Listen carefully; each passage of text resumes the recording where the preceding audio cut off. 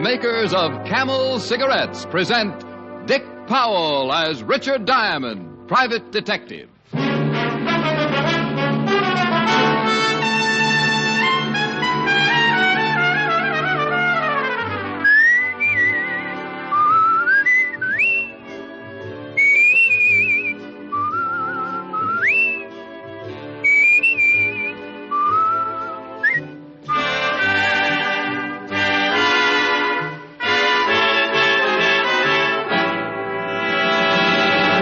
How mild can a cigarette be? Martha Tilton knows. Ezio Pinza knows. Vaughn Monroe knows. Yes, so many stars whose voices are their fortunes know it's Camels for mildness. They choose Camels because they know that camels get along with their throats. Make the 30-day Camel mildness test and see how mild, how flavorful, how thoroughly enjoyable a cigarette can be.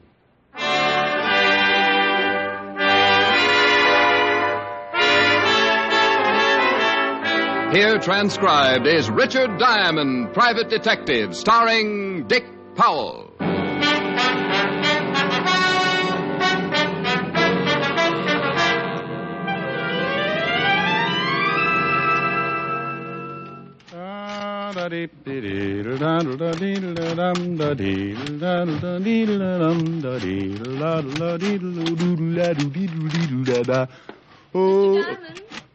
Back here behind the socks.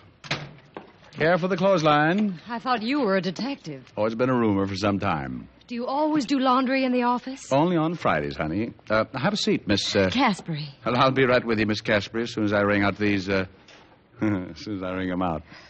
Go right ahead. There. Mm-hmm. All right, Miss Caspary, what can I do for you? It's Mrs. Well, now, what's it all about? My husband's going to kill me. Just frisky, or has he got a reason? I found out he's been stealing from his partner, and when I faced him with it, he threatened me. Has he done anything more than threaten? Last night he went out and said he'd be gone for most of the evening. I went to bed, and about an hour later, I thought I heard somebody start upstairs. I got frightened and put pillows in my bed to make it look like I was sleeping. Was it your husband? I hid in my dressing room and watched, and then the door opened. It was too dark to tell, but I'm sure it was Phil.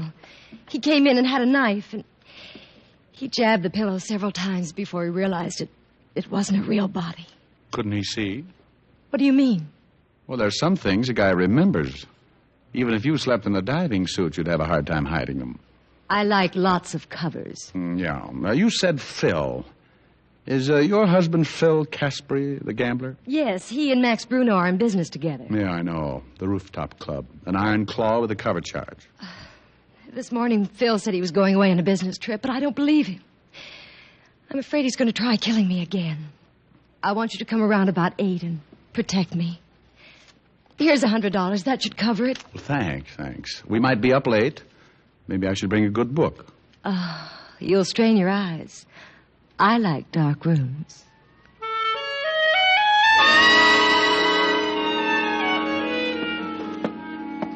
She got up then and walked slowly across the room like a big cat that had just finished eating its keeper. She stopped at the door and smiled a promise. I thought how Samson must have looked with a crew cut.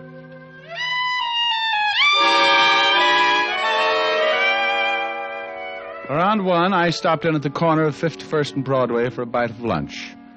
I killed part of the afternoon at the newspaper morgue, looking up the past files of one Phil Caspary. No convictions, but a bundle of arrests. The partnership with Max Bruno had earned some big type from time to time, and it seemed that Mr. Caspary's partner, Max, was quite a favorite with the local authorities. They'd nailed him twice. The first time, Uncle Sam sent him away for missing too many March 15th. The second was when I remembered. A rookie cop caught him with a gun. The parole board said shame and sent him up for the rest of the stretch.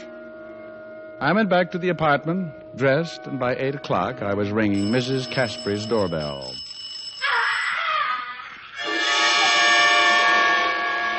The skin of my back crawled up and sat on my head. Whoever was dying was doing it the hard way. The door was locked, so I gave it the benefit of one of my shoulders. It was one of those heavy panel jobs with a will of its own, but finally the hinges got tired and gave up. I stumbled into the living room and came up with my .38. The screams had stopped, and I knew the only reason she had given up yelling was because she'd given up living. She was sprawled on the bed, but she didn't look anything like she had that afternoon. The killer had made sure of that. He'd used a knife. And now she just didn't look like anything. I took a quick look around, found no one, so headed for the phone on the nightstand to call homicide. He must have been standing behind the door. When I turned, he gave it to me. Oh! He used something heavy enough to split a block of cement. It caught me across the nose, and I went down like an express elevator. While I was thinking the floor looked silly trying to be a funnel, he nailed me again. Oh, and this time he pushed back the ceiling and let the night in.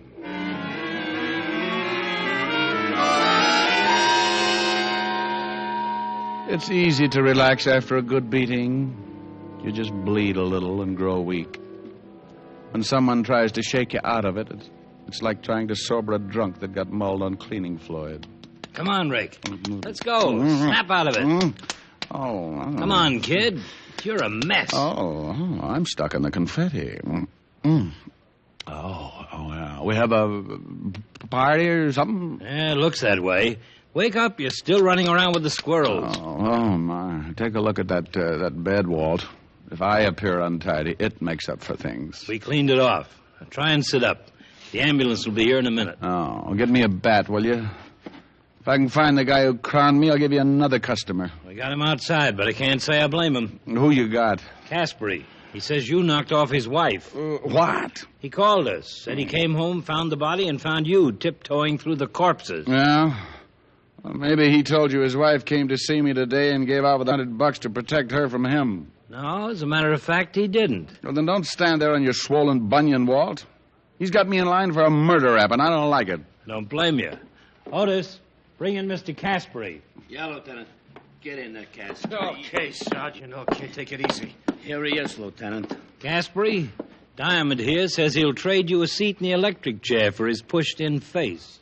I don't get it. Well, stick around, Phil. It'll catch up with you. Hold it a minute, Rick. I've had my face turned into an ad for taffy machines. I've got a right to gloat. Look, why the chit-chat, Lieutenant? You got your killer. That's what Diamond thinks. He says you fit the job. He's a dirty liar. Says your wife retained him to protect her from you. For why? She found out you were robbing your partner. You made one try for her, but you missed. You graduated, Diamond. Now you're a filthy liar. All right, Rick, lay off. Okay, but I'd like to play some more. I want some answers. Then why don't you ask his partner? You know him, Max Bruno. All right. Let's all go see Max Bruno.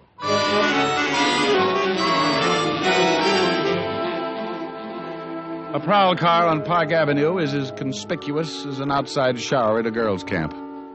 A crowd of people watch Sergeant Otis herd us into the back seat. Even if you aren't guilty, you feel like you've got the Chrysler building tucked away under your coat. I waved goodbye to a good-looking blonde with a poodle, and we took off for Bruno's office.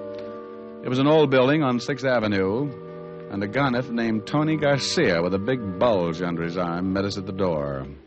What is this, a convention? Hello, Tony. Tell Bruno I want to see him. The whole party or just you, Lieutenant? I'm enough. Sure. What's the matter, Caspary? You look sick. You get tagged for speeding? You can tell Max it looks like he built the frame just the right size. I don't think you know what you're talking about. Oh, stop playing Alice in Wonderland. We want to see Bruno. I'll find out if he's in. We know how to turn a doorknob. Look out. Okay.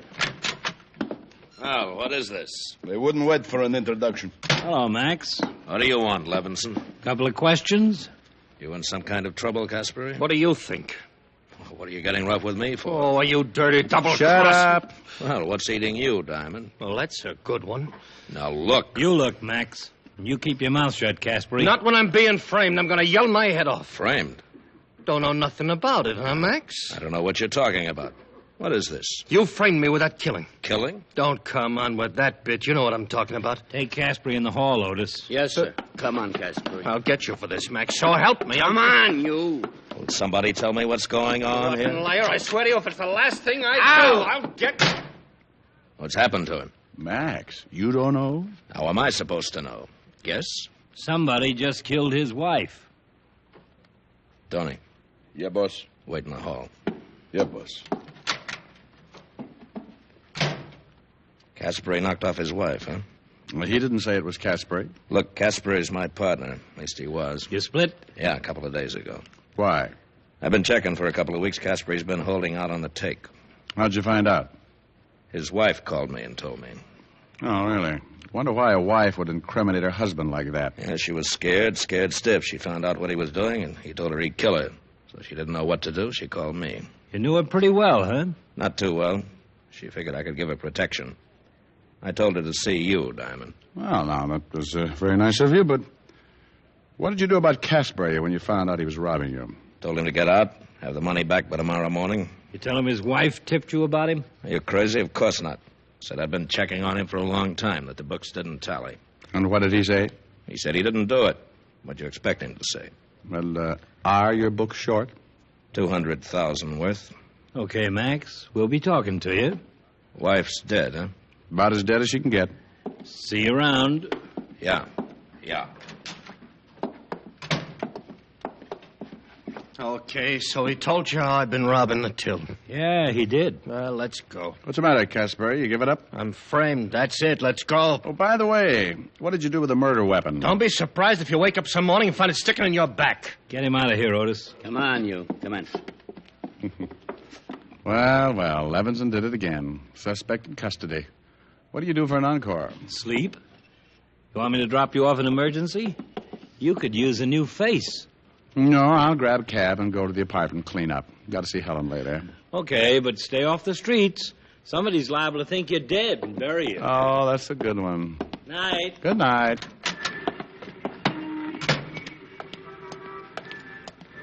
Hey, cabby. Yeah? Where to, Mac? Holy yike. What's the matter? Oh, don't scare me like that. I got a nervous stomach. Well, they could sell your face for 60 cents a pound. Okay, so good housekeeping shuns me. 553 East 51st and step on it. What are you rolling the window down for? I want to see if it's still bleeding out.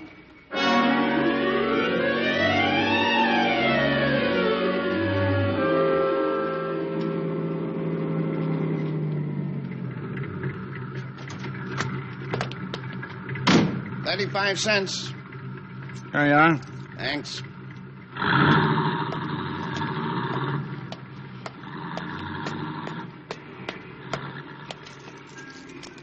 Let's take a ride instead. What? Don't move. Hey, what's going on? I told you we're going to take a ride. The gun in my back I don't recognize, but you should have worn your other head, Tony. Move. Okay. What's the matter? Doesn't Max give you enough to eat? That's because I don't think you're funny. All right. You're Tony Garcia and you make people bleed. Right, boy. Hold it. Now get in the car. You're bending the suit. Get in. You drive. Okay, but I'm a better pedestrian. Where to? Washington Bridge.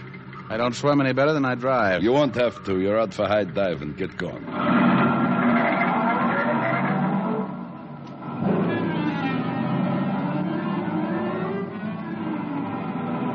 Come on, hurry it up. I thought we were going to a funeral. That's a good one. What's it all about, Tony? Don't get nosy. Enjoy the ride. It's a new car.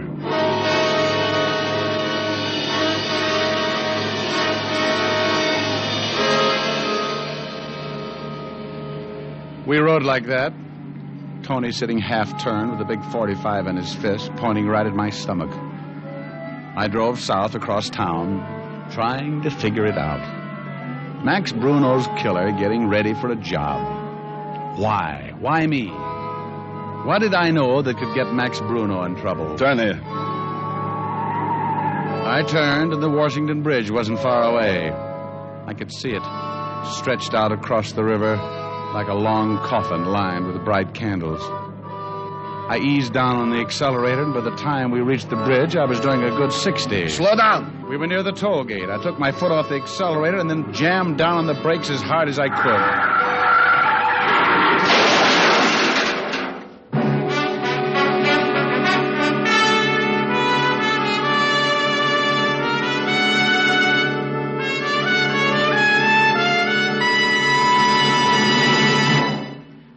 we continue with Richard Diamond, private detective, here are a few words about smoking enjoyment. You know, smoking is a day-in, day-out pleasure. We like each cigarette to taste as good as the one before. And we like the cigarette we smoke to be mild, to get along with our throats for a good long time. So it's good sense to test a cigarette over a period of time, not just a puff of this cigarette or a sniff of that. Yes, make the sensible cigarette test, the thorough test. Smoke only Camels for 30 days, as you normally smoke, and you'll see how rich and flavorful Camels are, pack after pack. You'll see how mild Camels are, week after week. In a coast-to-coast test of hundreds of people who smoked only Camels for 30 days, noted throat specialists reported not one single case of throat irritation due to smoking Camels. That's real proof of cigarette mildness. Make your own Camel 30-day test, the sensible test, and see for yourself why more people smoke Camels than any other cigarette. How mild, how mild, how mild, how mild can a cigarette be? Make the Camel 30-day test and you'll see. Smoke Camels and see. And now, back to Richard Diamond, Private Detective, starring Dick Powell.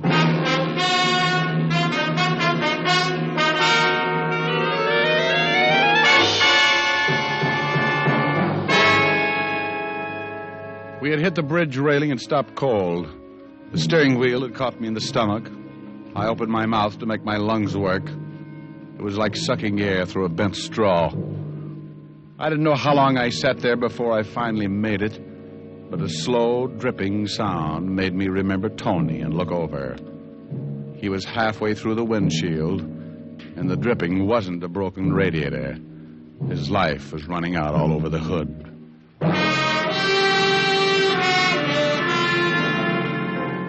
I got out of the car before the guards got to it. I had to have time to figure the whole thing out, and I didn't want to hang around for a lot of long explanations. I walked until I lost the crowd that was collecting. I took in long breaths of fresh air until my head cleared, then spotted an empty cab heading back to town, flagged it, gave the cabbie the address of the rooftop club. I needed answers, and the best person to give them to me was Max Bruno. Late edition, get your late edition here. Read all about it. Read all about the Caspary murder. Woman found dead in her apartment. Husband held for murder. Hey, boy, paper. Yes, sir. Gee, what happened to your face? I shaved with a rake. Yeah? Gee, that's pretty funny. Holy. What's the matter? This picture. That's the dame was knocked off tonight. Caspary dame. Oh, so that's it. Huh? Here's a $1, thanks. Wow. Take my advice, mister. See your analyst. You'll get rid of them bells.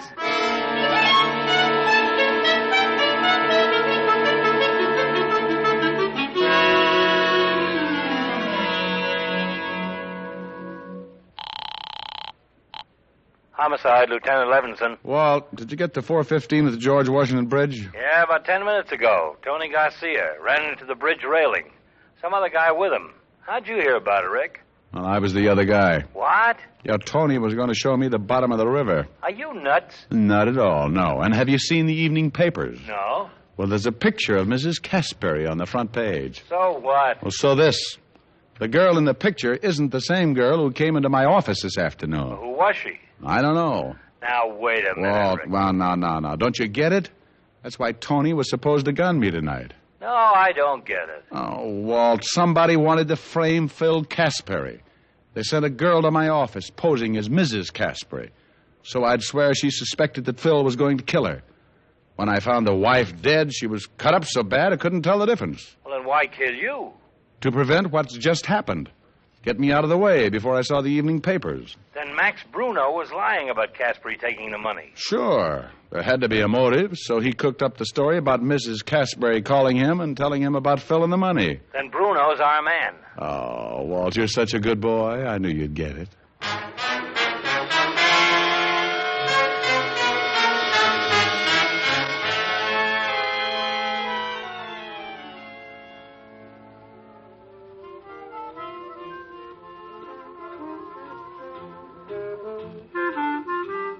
check your hat, sir? Maybe I'd better throw it in the door first. Give me a pack of Camels. Yes, sir. Who's running the place for Mr. Bruno?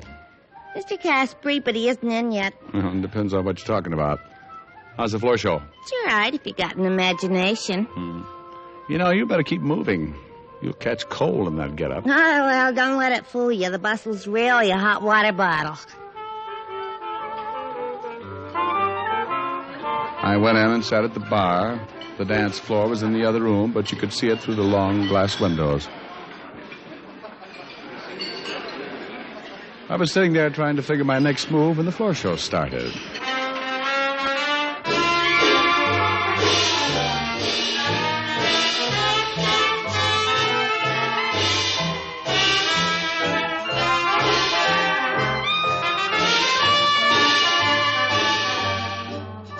The usual line of cuties came out. The hat check girl was wrong.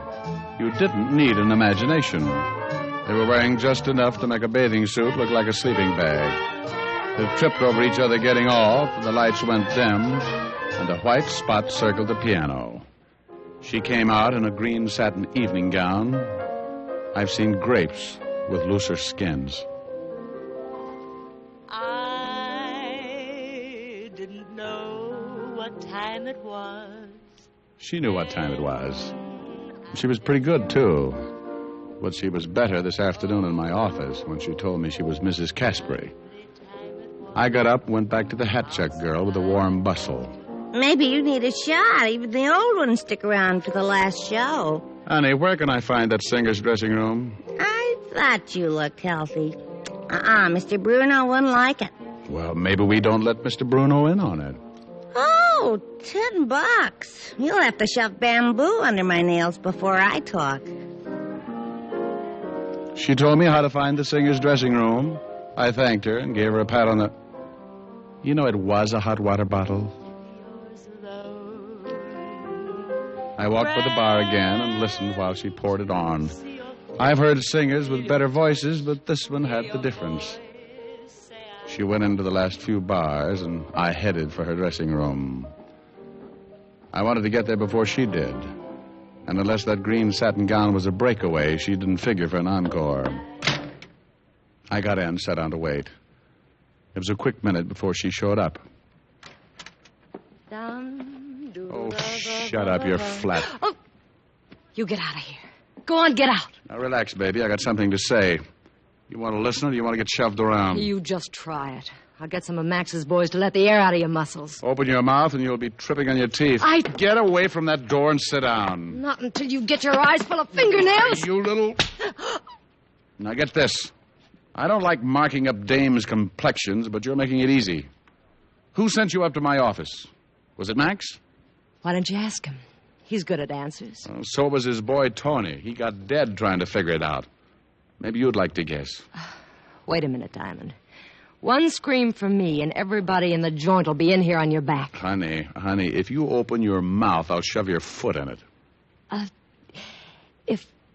If I tell you, do I get squared with the law? You're an accessory before the fact. I can only give you a head start. Just give me long enough to find a healthy climate. Now, you're killing time. Come on. I want to know who built you up to fit Mrs. Caspary. Was it Max Bruno? All right. It was Max. Phil found out he was holding out in the gambling take. So he dissolves the partnership by killing Mrs. Caspary, making Phil the patsy. Neat, huh? Yeah, like a sack full of brains.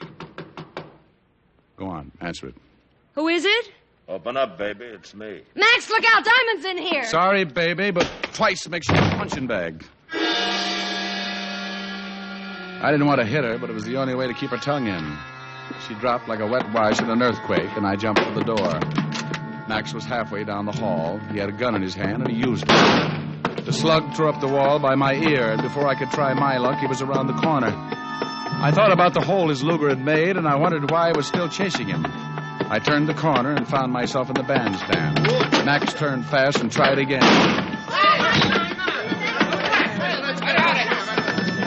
I was across the crowded dance floor when the panic busted loose. What's going on here? I shoved aside a drunk who thought it was the 4th of July and went through the bar like I needed the exercise. That man's got a gun! You're on. Max was nearly to the front door when he turned around for another shot at me. He didn't see the little hat-check girl standing behind him with her arms full of coats. He backed right into her, and they both went down together. Max stumbled up, tangled, in an assorted wardrobe. He squeezed first, but he was wearing too many coats, and he missed again. I didn't miss. Max doubled up like a tired ice bag and got himself a face full of carpet. He was pretty dead. The hat-check girl looked at me for a minute, then leaned over to Max. She said something that endeared her to me forever. Check your gun, Mr. Bruno.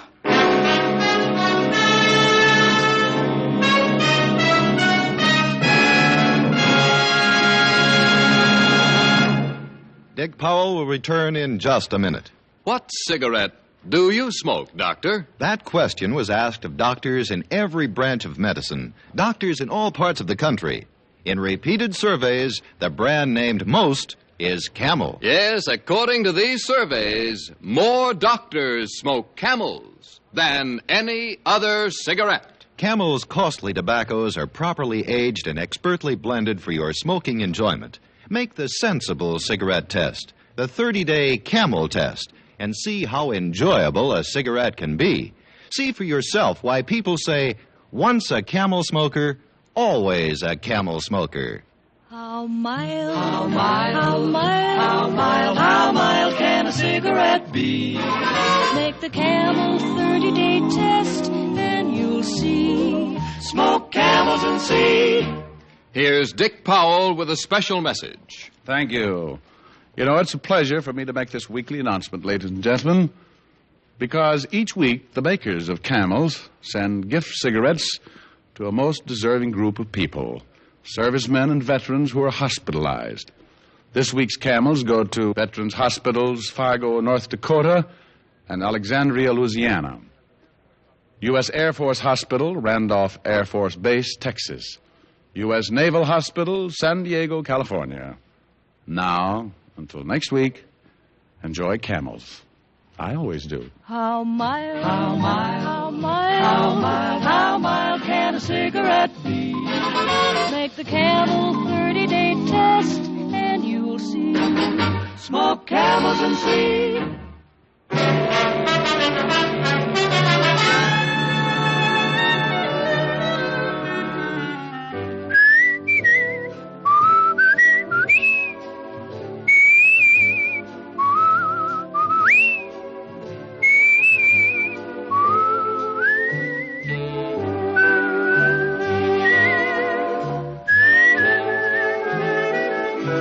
Tonight's adventure of Richard Diamond, starring Dick Powell, was written by Blake Edwards with music by Frank Worth.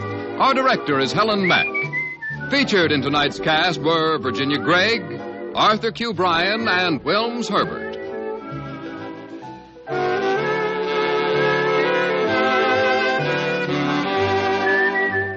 Men, whether you buy the handy pocket tin or the big 1-pound tin of Prince Albert, you're in for real smoking joy. PA's Choice Tobacco has a rich taste and delightful natural aroma. It's specially treated to ensure against tongue bite, and it's crimp cut for smooth, even, cool smoking. Get Prince Albert, the National Joy Smoke, America's largest selling smoking tobacco.